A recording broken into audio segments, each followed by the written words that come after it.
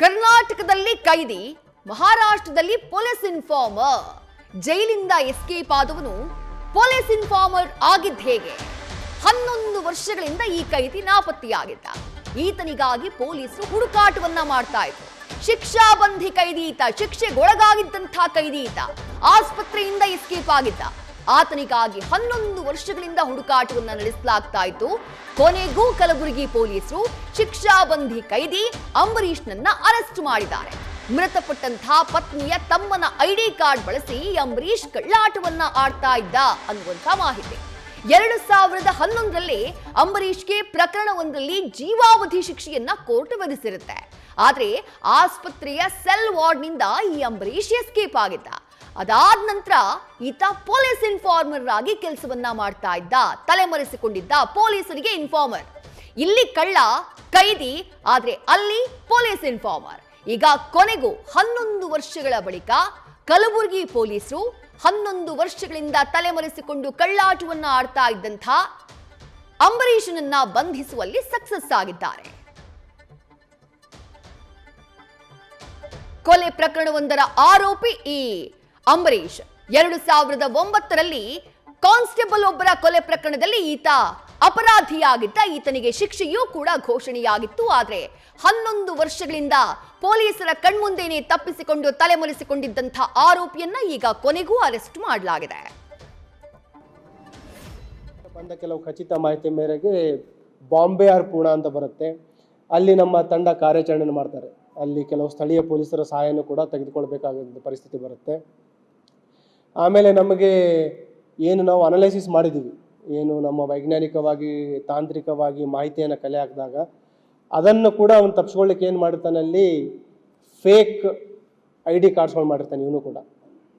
ಈಗ ಅಲ್ಲಿ ಹೋಗಿ ಮದುವೆ ಆಗಿದ್ದಾನೆ, ಮದುವೆಯಾಗಿ ಇವನ ವೈಫ್ ಬ್ರದರ್ ಡೆತ್ ಆಗಿದೆ. ಆ ಡೆತ್ ಆದ ಬ್ರದರ್ದೇನು ID ಕಾರ್ಡ್ಸ್ಗಳಿದೆ, ಆ ID ಕಾರ್ಡ್ಸ್ಗಳು ಇವೊಂದು ಫೋಟೋ ಅಂಟಿಸ್ಕೊಂಡು ಇವನ ವೈಫ್ ಬ್ರದರ್ ಹೆಸರಲ್ಲಿ ಇವನ ID ಕಾರ್ಡ್ಸ್ಗಳ ಮೇಲೆ ಏನೇ ತೆಗೆದುಕೊಂಡ್ರು, ಮೊಬೈಲ್ ಫೋನ್ ತೆಗೆದುಕೊಂಡ್ರು, ಅವನ ಮೇಲೆ ಎನಿ ಐಡೆಂಟಿಟಿ ಕಾರ್ಡ್ಸ್ ತೆಗೆದುಕೊಂಡ್ರು, ಪ್ಯಾನ್ ಕಾರ್ಡು ಎಲ್ಲ, ಆಧಾರ್ ಕಾರ್ಡು ಎಲ್ಲ ಆ ID ಕಾರ್ಡ್ ಮೇಲೆ ತೆಗೆದುಕೊಂಡಿದ್ದ. ಹಾಗಾಗಿ ಕೆಲವು ಪತ್ತೆ ಮಾಡಲಿಕ್ಕೆ ಡಿಲೇ ಆಗಿತ್ತು. ಆದರೂ ಕೂಡ ಅದನ್ನು ಬಿಡಲಾರದೆ ನಮ್ಮ ಅಧಿಕಾರಿಗಳು ಅವನನ್ನು ಪುಣೆಯಿಂದ ಬಂಧಿಸಿ ತರುವಲ್ಲಿ ಯಶಸ್ವಿಯಾಗಿದ್ದಾರೆ. ಮತ್ತು ಏನು 11 ವರ್ಷದಿಂದ ಅವನು ಶಿಕ್ಷೆ ಆಗಿರುವ, ಜೀವಾವಧಿ ಶಿಕ್ಷೆ ಆಗಿರುವ ಆರೋಪಿಯನ್ನು ಬಂಧಿಸುವಲ್ಲಿ ನಮ್ಮ ತಂಡ ಯಶಸ್ವಿಯಾಗಿದ್ದಾರೆ. ನನಗೆ ತುಂಬ ಸಂತೋಷ ಆಗಿದೆ. ಅದೇ ರೀತಿ ಈ ತಂಡಕ್ಕೂ ಕೂಡ ನಾನು ಪ್ರಶಂಸನಾ ಪತ್ರವನ್ನು ನೀಡಲಿಕ್ಕೆ ಬಯಸ್ತಾ ಇದ್ದೀನಿ. ಮತ್ತಷ್ಟು ಡೀಟೇಲ್ಸ್ ನಮ್ಮ ಪ್ರತಿನಿಧಿ ಭಜರಂಗಿ ನೀಡ್ತಾ ಹೋಗ್ತಾರೆ. ಭಜರಂಗಿ, ಕೊಲೆ ಪ್ರಕರಣವೊಂದರಲ್ಲಿ ಅಪರಾಧಿ, ಆತ ಪೊಲೀಸ್ ಇನ್ಫಾರ್ಮರ್ ಆಗಿದ್ದ ಹೇಗೆ? ಜೊತೆಗೆ ಈಗ 11 ವರ್ಷಗಳ ಬಳಿಕ ಪೊಲೀಸರು ಆ ಅಪರಾಧಿಯನ್ನ, ಪೊಲೀಸ್ ಇನ್ಫಾರ್ಮರ್ ಆಗಿ ಕೆಲಸ ಮಾಡ್ತಾ ಇದ್ದಂಥ ಅಪರಾಧಿಯನ್ನ ಪತ್ತೆ ಹಚ್ಚಿದ ಹೇಗೆ ಅಂತ ಹೇಳಿ?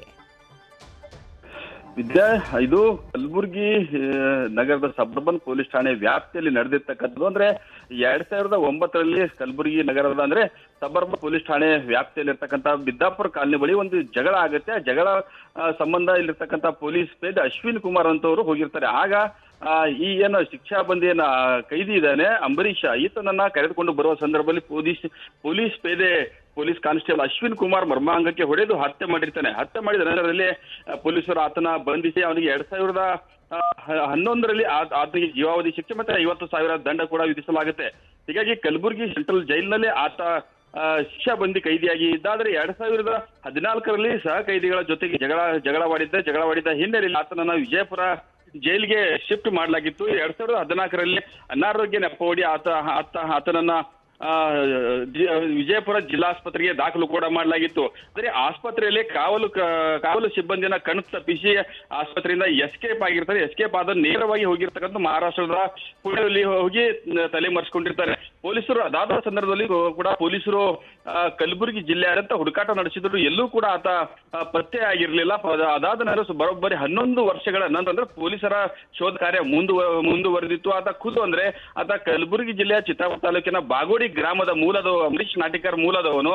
ಆದ್ರೆ 11 ವರ್ಷ ಆದ್ರೂ ಕೂಡ ಅವ್ರ ಕುಟುಂಬಸ್ಥರು ಯಾರಿಗೂ ಕೂಡ ಸಂಪರ್ಕ ಮಾಡುವಂತ ಕೆಲಸ ಕೂಡ ಮಾಡಿರ್ಲಿಲ್ಲ. ಇಷ್ಟಾದ್ರೂ ಕೂಡ ಪೊಲೀಸರು ತಾಂತ್ರಿಕವಾಗಿ ಮತ್ತು ಚಾಣಾಕ್ಷತನದಿಂದ ಆತನನ್ನ ಬಂಧಿಸುವಲ್ಲಿ ಯಶಸ್ವಿ ಆಗಿರುವಂತ ಮಹಾರಾಷ್ಟ್ರದ ಪುಣೆ ಬಳಿ ಹೋಗಿ ಆತನನ್ನ ಅರೆಸ್ಟ್ ಕೂಡ ಮಾಡಿರುವಂತದ್ದು. ಸದ್ಯಕ್ಕೆ ಈತ ತಲೆ ಮರೆಸ್ಕೊಂಡಂಗೆನೆ ಪೊಲೀಸರಿಗೆ ಯಾವುದೇ ರೀತಿಯ ಸುಳಿವು ಸಿಗಬಾರದು ಅನ್ನೋ ಕಡೆ ಯಾರನ್ನೂ ಕೂಡ ಸಂಪರ್ಕ ಮಾಡುವಂತ ಈತ ಕೆಲಸ ಕೂಡ ಮಾಡಿರಲಿಲ್ಲ. ಅಲ್ಲದೇನೆ ಆತ ಮಹಾರಾಷ್ಟ್ರಕ್ಕೆ ಹೋಗಿ ಅಲ್ಲಿ ಒಬ್ಬ ಯುವತಿಯನ್ನ ಮದುವೆಯಾಗಿ ಜೀವನ ಕೂಡ ಕಟ್ಕೊಂಡಿದ್ದ. ಅದಾದ ಬಳಿಕ ಈತನ ಹೆಂಡತಿಯ ಸಹೋದರ ಮೃತಪಟ್ಟಿರ್ತಕ್ಕಂಥ ಆತನ ID ಕಾರ್ಡ್ ಅನ್ನು ಕೂಡ ಬಳಕೆ ಮಾಡಿಕೊಂಡು ತನ್ನ ಹೆಸರನ್ನೇ ಅಂಬರೀಷ್ ಬದಲಾಗಿ ತನ್ನ ಹೆಸರನ್ನೇ ಬದಲಾವಣೆ ಮಾಡಿಕೊಂಡು ಯಾರಿಗೂ ಗೊತ್ತಾಗದ ರೀತಿಯಲ್ಲಿ ಅಲ್ಲಿ ವಾಸವಾಗಿದ್ದ. ಜೊತೆಗೆ ಮಹಾರಾಷ್ಟ್ರದ ಪುಣೆಯ ಪೊಲೀಸರಿಗೆ ಇನ್ಫಾರ್ಮರ್ ಆಗಿ ಕೂಡ ಕೆಲಸ ಈತ ಮಾಡ್ತಾ ಇದ್ದ. ಬರೋಬ್ಬರಿ 11 ವರ್ಷಗಳ ಕಾಲ ಪೊಲೀಸರಿಗೆ ಈತ ನಿರಂತರವಾಗಿ ಚಳ್ಳೆ ಹಣ್ಣು ತಿನ್ನಿಸ್ತಾರೆ, ಯಾವುದೇ ರೀತಿಯಲ್ಲಿ ಸುಳಿವು ಸಿಗದ ರೀತಿಯಲ್ಲಿ ತಲೆ ಮರೆಸಿಕೊಂಡಿದ್ದ. ಕೊನೆಗೂ ಕೂಡ ಕಲಬುರಗಿಯ ಸಬರ್ಬನ್ ಪೊಲೀಸರು ಕೂಡ ಆತನನ್ನ ಭೇಟಿಸುವಲ್ಲಿ, ಆತನನ್ನ ಶೋಧ ಮಾಡಿ ಪತ್ತೆ ಹಚ್ಚುವಲ್ಲಿ ಯಶಸ್ವಿಯಾಗಿದ್ದಾರೆ. ಸದ್ಯ ಈತನನ್ನು ಕೂಡ ಪೊಲೀಸರು ಅರೆಸ್ಟ್ ಮಾಡಿ ಮತ್ತೆ ಜೈಲಿಗೆ ಕಳಿಸುವಂತ ಕೆಲಸ ಪೊಲೀಸರು ಮಾಡಿದರೆ. ಪೊಲೀಸರ ಕಾರ್ಯಕ್ಕೆ ಸದ್ಯಕ್ಕೆ ಮೆಚ್ಚುಗೆ ಕೂಡ ವ್ಯಕ್ತವಾಗ್ತಾ ಇರುವಂತದ್ದು. ಅಂದ್ರೆ ಬರೋಬ್ಬರಿ 11 ವರ್ಷಗಳ ಕಾಲ ಶಿಕ್ಷೆ ಬಂದಿ ಕೈದಿ ಅಂಬರೀಷ್ ನಾಟಿಕರನ್ನು ಬಂಧಿಸುವಲ್ಲಿ ಕಲಬುರಗಿ ಪೊಲೀಸರು ಯಶಸ್ವಿಯಾಗಿದ್ದಾರೆ. ವಿದ್ಯಾ, ಥ್ಯಾಂಕ್ ಯು ಬಜರಂಗಿ ತಮ್ಮೆಲ್ಲ ಡೀಟೇಲ್ಸ್ಗೆ.